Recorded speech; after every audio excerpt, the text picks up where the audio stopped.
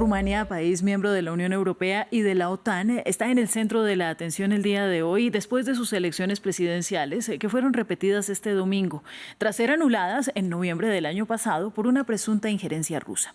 En ese momento, el candidato de extrema derecha, Călin Georgescu, que llevaba la delantera, fue vetado. Pero este domingo, su heredero político, George Simion, arrasó con el 41% de los apoyos. En segundo lugar está el alcalde de Bucarest y ambos candidatos se disputarán la presidencia en la segunda vuelta este próximo 18 de mayo. Vamos a analizar la situación y conectamos por ello con Yago Jiménez Bin. Él es politólogo, máster en Ciencias Sociales por la Universidad Carlos III de Madrid y comentarista en El Tablero, una plataforma de análisis digital y de difusión sobre ciencia política. Muchas gracias, Yago, por estar con nosotros.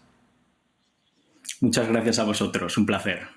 Pues bueno, Yago, con el saludo te pregunto primero, ¿cómo interpretamos este resultado? Sobre todo ahora que se confirma que al final fue el mismo el resultado que se dio en noviembre cuando se anularon los comicios. Efectivamente, a diferencia de las elecciones electorales del año pasado, en este caso las encuestas han sido mucho más eficientes a la hora de predecir lo que verdaderamente iba a ocurrir. Lo que ya sabemos todos, el candidato que más votos ha conseguido, un total del 40%, ha sido George Simion, que, como habéis dicho perfectamente, es el heredero justamente de Georgescu. Es cierto también que él mismo durante la campaña ha admitido que es un poco más moderado que Georgescu y, de hecho, tiene una política y una ideología muy difusa con la cual le encanta jugar. Sin duda no lo podemos incluir dentro del bloque de candidatos pro-occidentales, sobre todo por su relación y su opinión con distintos acontecimientos como, por ejemplo, la invasión rusa de Ucrania. Para que tengamos una idea, él ha dicho claramente que considera que la invasión rusa sobre Ucrania es ilegal y que Rusia representa una amenaza para los países europeos. Pero, en cambio, luego cuando hay que hablar de si es necesario seguir ayudando a Ucrania, este lo niega. Dice que hay que reducir las ayudas y, en términos generales, aquí se separa justamente del resto de candidatos pro-occidentales. Pasa lo mismo, por ejemplo, con la Unión Europea. En este caso, él dice que él no es antieuropeísta, pero, en cambio, que está en contra del viraje burocrático, según sus palabras, que ha llevado a cabo durante los últimos tiempos. Y, de hecho, dice a las claras que directamente no va a cumplir con aquellas leyes que no le gusten. Lo que era mucho más importante, y aquí había muchas más dudas, era quién iba a quedar en segundo lugar. Es decir, quién durante la segunda vuelta electoral iba a competir contra George Simion. En este caso había muchas más dudas. Como ya digo, finalmente ha sido Nicu Ordan. Es el alcalde de Bucarest, es de ideología centrista. Y aunque lo consideramos dentro del bloque pro-occidental, hay una cuestión y una diferencia que hay que tener en cuenta porque es absolutamente importante. A diferencia del resto de candidatos que son del bloque pro-occidental, como por ejemplo Antonescu, Dan está muy separado, no está vinculado a lo que podemos entender como la política rumana tradicional. Durante los últimos años, distintos escándalos de corrupción y la ineficacia política por parte de los partidos tradicionales ha provocado que muchos ciudadanos rumanos estén frustrados con los partidos tradicionales. En cambio, Dan ha sido muy inteligente porque se puede presentar justamente como un candidato pro-occidental, centrista, pero no vinculado a esta vieja guardia política.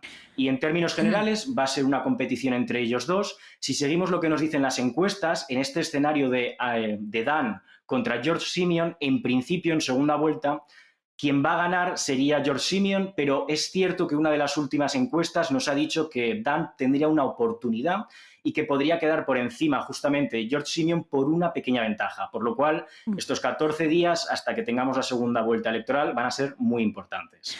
Bueno, eso nos deja claro un poco la sorpresa de que el partido o la coalición de partidos tradicionales haya quedado en tercer lugar y no pasara a la segunda vuelta. Pero por otro lado, ¿cómo explicamos este éxito ahora irrefutable de una extrema derecha que además, dices tú, pues no se declaran antieuropeos, pero sí son a todas miras euroescépticos?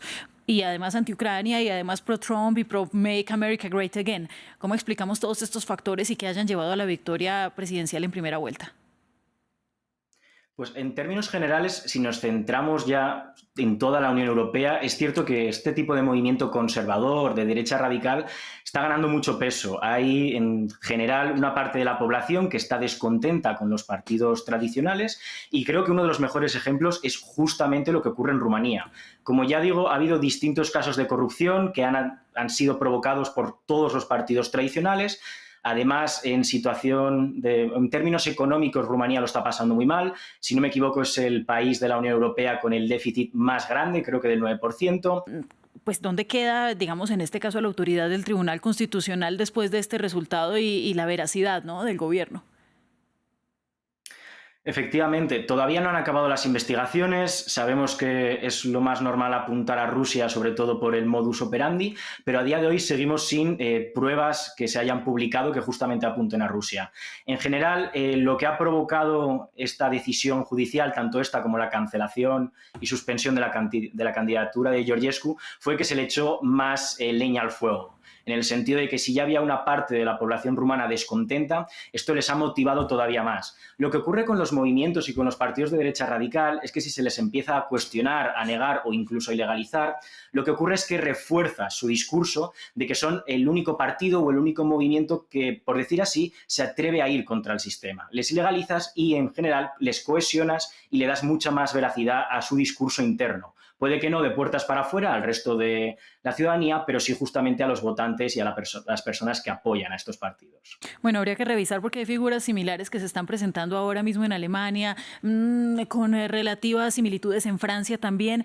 Pero bueno, más allá de eso, hablemos ahora de la figura del presidente, que en este caso ha cobrado una vital importancia, pese a que en general es un cargo pues más representativo, más diplomático. ¿Por qué es tan vital esta elección?